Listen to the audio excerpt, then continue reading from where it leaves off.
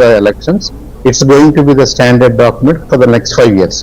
ఇంకో 5 years కి ఇదే డ్రైవింగ్ మాన్యువల్, ఇదే మాన్యువల్. కాబట్టి ఇదే వాళ్ళు ఏమన్నారు, గతంలోనే చెప్పారు కదా, ఇదే బైబిల్ అనుకోండి, ఇదే ఖురాన్ అనుకోండి, ఇదే భగవద్గీత అనుకోండి. అంటే ఈ ప్రభుత్వాన్ని డైరెక్ట్ చేసే డాక్యుమెంట్, బేస్ డాక్యుమెంట్ మేనిఫెస్టో అవుతుంది. కాబట్టి ఐ థింక్ ఈ ఆస్పెక్ట్స్ అన్ని కూడా కవర్ చేస్తారు, చాలా పాజిటివ్ గా, ఫ్యూచరిస్టిక్ గా, వెల్ఫేర్ సెంట్రిక్ గా. అట్ ద సేమ్ టైం మిగతా వాళ్ళందరి డిమాండ్స్ ను కూడా పరిగణలోకి తీసుకుని లాంగ్వేజ్ కానీ కేటగరైజేషన్ కానీ ఉంటుంది అనేది జనరల్ గా మా నాయకుల్లో జరుగుతున్నటువంటి చర్చ. యాక్చువల్ రూపం ఎలా వస్తుంది, ఫైనల్ గా ఎలా వస్తుంది అనేది రేపు చూద్దాం. అయితే ఇఫ్ యూ హ్యావ్ టైం, ఒక చిన్న క్లారిటీ.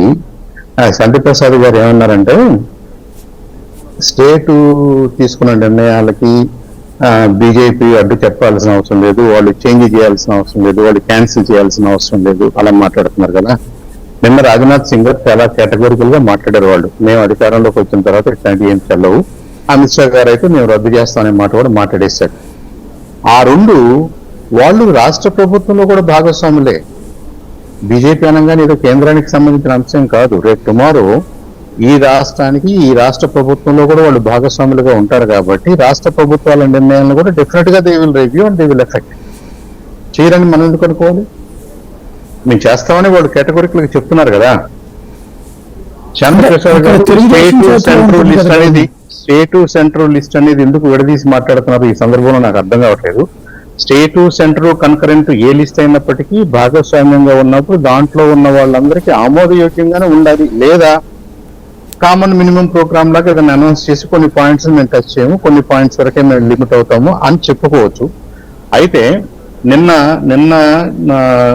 రాజ్నాథ్ సింగ్ గారు ఇంకొక మాట కూడా అన్నారు, చాలా క్లియర్ గా అన్నారు. నేను ఇవాళ ఇందులో చూశాను.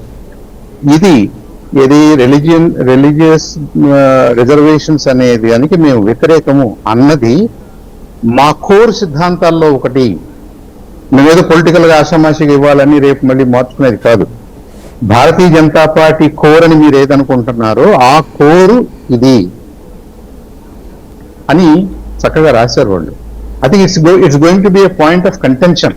అది ఎలా అధిగమిస్తారు, దానికి ఎలాంటి రౌండ్ అబౌట్ వర్కౌట్ చేస్తారనేది of course they can come up with a plan. But for now it's up for discussion అనేది నేను అనుకుంటున్నాను. రైట్. కృష్ణాంజనేయులు గారు, ఇక్కడ ఓ ప్రధానమైనటువంటి అంశం మీద క్లారిఫికేషన్ వాళ్ళకి చెప్పండి.